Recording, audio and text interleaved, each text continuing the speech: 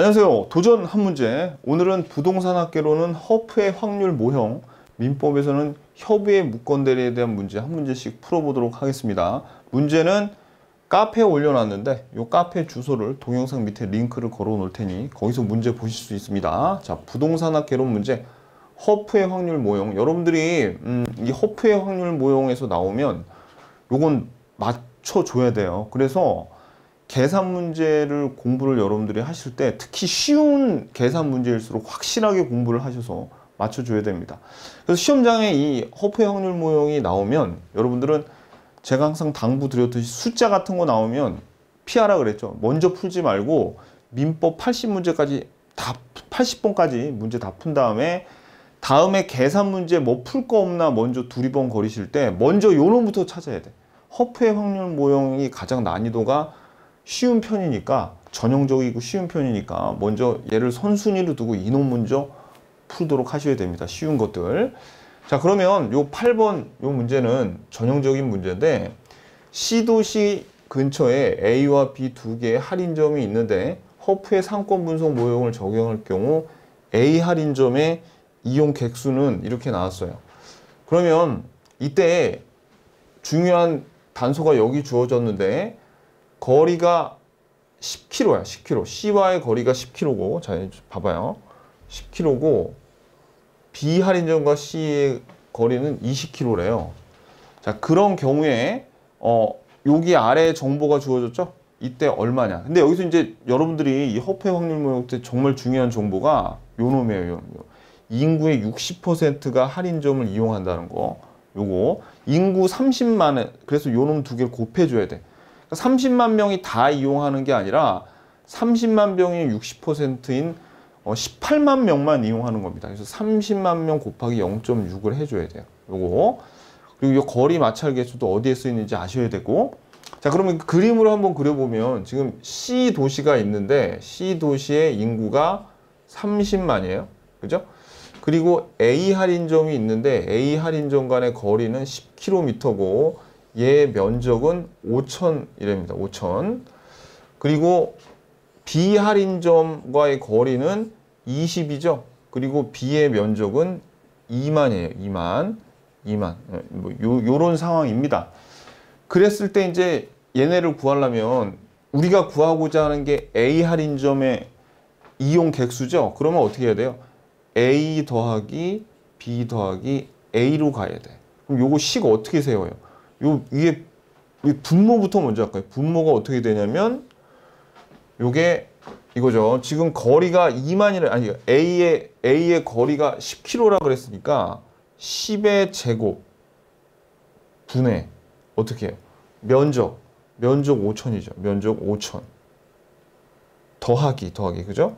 그 다음에 B, 요 B를 구하는 거예요.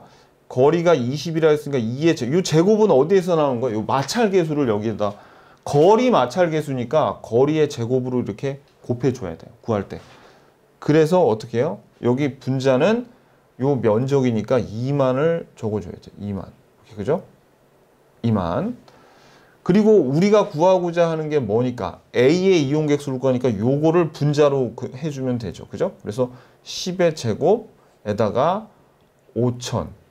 요거 다시, 그러니까 지금 우리가 쓰고 있는 요 제곱은 어디에서 온 거예요? 요 제곱. 요 마찰 계수, 요게 뭐죠? 그래서 시험 문제에 마찰 계수가 3으로 지워지는 경우는 거의 없습니다. 여기에서 1 아니면 2로 지워져요. 그래서 마찰 계수가 1이라면 우리가 여기서는 1로 다 써줘야 되는 상황이에요. 그래서 여기에서 요렇게 구한 다음에 아까 말씀드렸듯이 30만을 여기다가 30만만 곱하면 안 되고 여기다 뭘 곱해줘야 돼? 그렇죠. 곱하기 0.6을 해가지고 0.6을 해서 0.6을 해야 돼요. 그래서 얘네들을 다 구하면 뭐가 나오냐면 9만 명이 나옵니다. 9만 명. 요렇게 전형적으로 푸는 거니까 여러분들이 반드시, 이거는 쉬운 계산 문제일수록 여러분들이 확실하게 풀어야 됩니다. 아셨죠? 쉬운 문제일수록. 그래서 요거 꼭 여러분들 기억을 해 주셔야 돼요. 요거 그래서 8번에 3번. 자, 그 다음에 민법 문제 볼게요. 자, 지금 대리권이 없는 을이 갑을 대리하여 병에게 갑소유의 토지를 매도해. 다음 중 옳은 것은, 지금 이거 어떤 상황이냐면 이거죠. 지금 요 망나니 아들에 관한 문제죠. 지금 갑의 토지가 있는데 아버지예요. 그죠? 여기 토지가 X 토지가 있는데 갑이 있고요. 그 다음에 병이 있어. 근데 이 아들한테 이 병한테 팔 마음도 없는데 이 망나니 아들이 어떻게 해요? 이거 우리 아버지 거니까 사주세요 하고 을이 이렇게 협의의 무권 대리, 그걸 저지른 거예요. 요놈이 대리권도 없는데. 그래서 어떻게 해야 됩니까? 이 갑이 추인을 하면은 이 거래는 유효가 되는 거죠. 한번 볼게요. 자, 1번 을이 갑을 단독 상속한 경우라면 지금 옳은 거 찾는 거죠. 옳은 거. 을은 본인의 지위에서 추인 거절권을 행사할 수 없어요. 추인 거절권 행사 못해. 상속한 경우에. 왜? 자기가 팔겠다고 해놓고 자기가 상속받아 놓고 내가 언제 그랬어? 그건 우리 아버지 살아계셨을 때 얘기지. 이러면 안 된다는 얘기예요. 뭐에 어긋나니까. 신의 측에 반한 행위이기 때문에 요 을이 상속했다 하더라도 추인 거절할 수 없습니다. 그러니까 이거 틀렸고. 두 번째, 을과 계약을 체결한 병은 갑의 추인의 상대방이 될 수 없다. 아니죠. 완전히 틀렸죠. 이거는 추인의 상대방은 누구예요? 그렇죠. 요 상대방도 추인의 상대방이 당연히 되고 요 무권 대리한테 추인할 수도 있습니다. 추인의 상대방. 그래서 무권 대리인도 되고 상대방도 되는 거예요. 그 승계인도 되는 거고. 자, 될 수 없는 게 아니라 추인의 상대방이다. 3번, 갑이 무권 대리 행위를 안 후에 이를 상당 기간 방치하였다면 이는 무권 대리의 추인으로 볼 수 있다. 갑이 나중에 이 망나니 아들이 병한테 요거를 자기한테 허락도 안 받고 요걸 팔았다는 걸 알았어요. 근데 알았는데 이거를 상당 기간 방치하거나 요거를 이것을 안 직후에 어떤 거절의 표시를 안 한다 하더라도, 방치하거나 뭐 거절한 표시를 그냥 안 한다 하더라도 이건 무권 대리 추인으로 볼 수 있는 게 아니라 볼 수 없는 겁니다. 볼 수 없어요. 자, 4번. 갑이 을에게 추인한 경우에 갑이 상대방한테 한 게 아니라 누구한테 추인했어요? 을한테. 아까 뭐라 그랬어요?